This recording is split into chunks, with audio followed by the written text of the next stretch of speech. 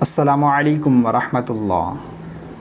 محمد ابراہیم یہ سوال کرتے ہیں، کیا سجدے میں پاؤں اٹھ جاتے ہیں تو کیا نماز نہیں ہوگی؟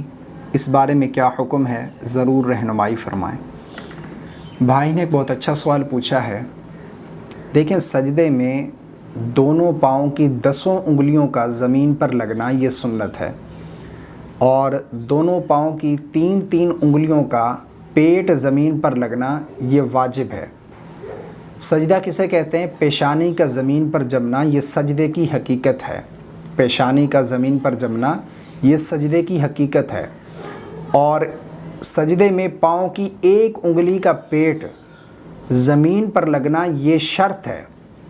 اگر کسی نے اس طرح سجدہ کیا کہ سجدے کی حالت میں اس کے دونوں پاؤں زمین سے جدا رہے، زمین سے اوپر اٹھے رہے، تو اس صورت میں اس کی نماز نہیں ہوگی، کیونکہ 1 انگلی کا پیٹ زمین پر لگنا یہ شرط ہے۔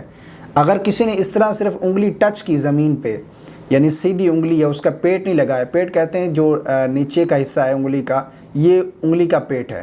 اگر اس کو اس طرح موڑیں گے تو انگلی کا پیٹ لگے گا، اگر ایسا سیدھا پاؤں رکھیں گے تو زمین پر انگلی کی نوک لگے گی۔ اگر اس طرح بھی کسی نے سجدہ کیا تو پھر بھی اس کی نماز نہیں ہوگی۔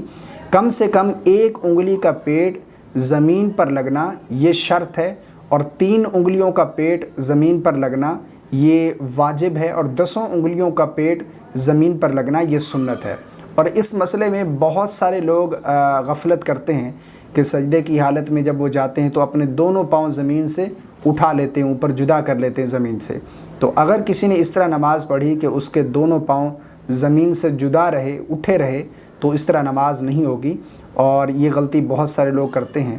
تو اگر کسی نے اس طرح نماز پڑھی ہے تو اس کی نماز نہیں ہوگی، وہ دوبارہ اس نماز کو پڑھے گا۔ امید کرتا ہوں میری بات آپ کو سمجھ آ گئی ہوگی۔ اللہ تعالی ہم سب کو سمجھ کی توفیق عطا فرمائے۔